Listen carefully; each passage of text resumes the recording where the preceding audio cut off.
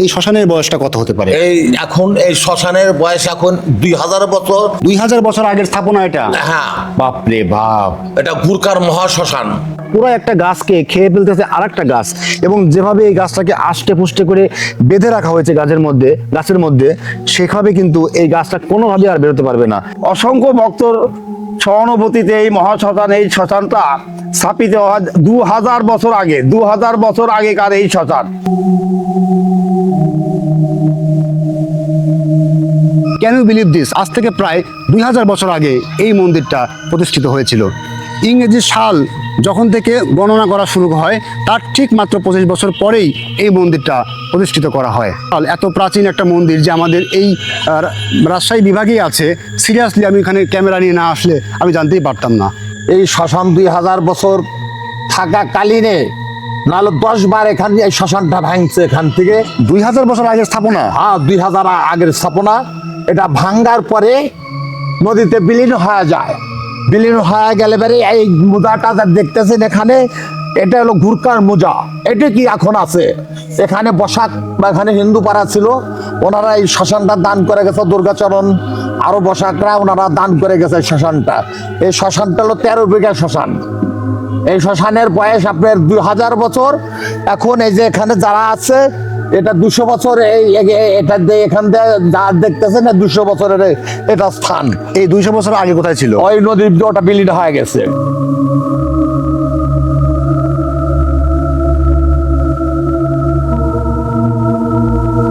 কে গত হয়েছে আপনার পরিবারের? আমার বাবা কবে?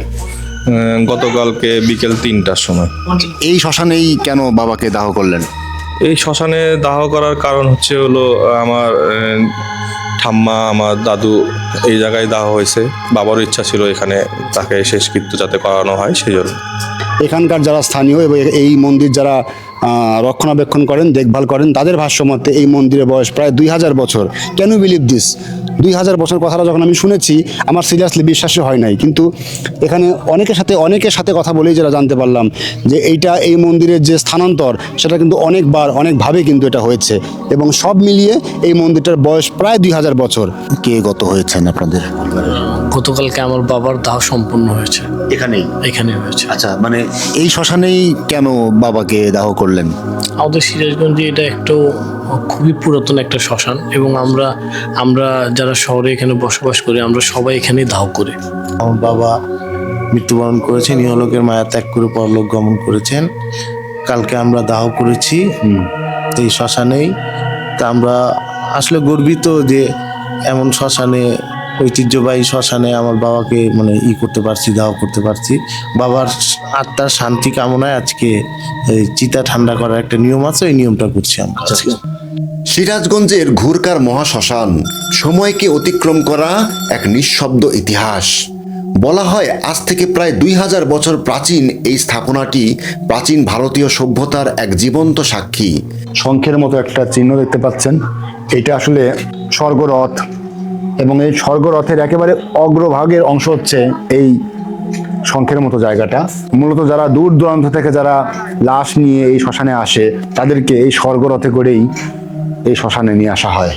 এটা তারকনাথ মন্দির, এবং এই মন্দিরের ঠিক একেবারে উপরে ভগবান শঙ্কর মহাদেবের যে ছবিটা দেখা যাচ্ছে, ছবির ঠিক একেবারে বাম পাশে এই জায়গাটা ছোট্ট একটা পাথর আছে, এবং এই পাথরটা কিন্তু সেই কুচবিহার থেকে আনা হয়েছে, এবং ধারণা করা হয় এই পাথরের যে ধর্মীয় তাৎপর্য এবং ধর্মীয় ভাবগাম্ভীর্যতা, যে এই পাথরটাই নিয়ন্ত্রণ করে পুরা এই সমাধিস্থানটা। এখানে যারা হিন্দু সম্প্রদায়ে আছে অনেকেই আছে যারা সৎকার না করে, তারা দাহ না করে তারা এখানে সমাহিত করে। এমন অনেক সমাধি কিন্তু এখানে রেখে দেওয়া হয়েছে, এবং এই পুরা সমাধি স্থানটাই মূলত নিয়ন্ত্রণ করে এই তারকেশ্বর মন্দিরটা। এটা যে একটা আলাদা রকমের ভাবগাম্ভীর্যতা, এটা আলাদা রকমের একটা ধর্মীয় ভাবগাম্ভীর্যতা এবং আধ্যাত্মিকতা সম্পন্ন একটা জায়গা। এখানে যদি আপনি হাঁটাহাঁটি করেন, পুরা এই জায়গাতে আপনার কোনো সৎকারের কোনো চিহ্নই আপনার চোখে পড়বে না। সবাই এখানে শায়িত আছে চিরনিদ্রায়।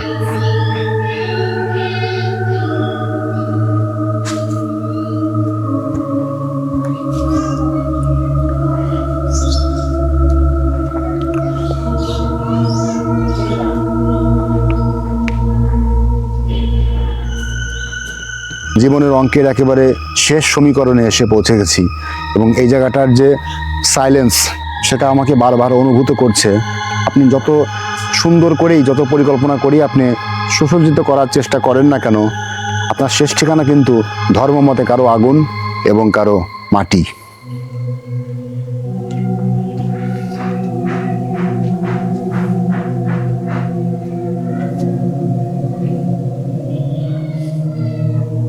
এমন আশ্চর্যপূর্ণ এবং এমন বিরল ঘটনা সিরিয়াসলি আমি আমার লাইফে কখনো দেখি নাই, যে পুরো একটা গাছকে, এই গাছটা চড়ক গাছ, এই গাছটাকে একেবারে তার শিকড় দিয়ে, তার কাণ্ড প্রকাণ্ডগুলো দিয়ে একদম বেঁধে ফেলা হয়েছে এবং এটা বের হয়ে আসার আর কোনো উপায় নেই।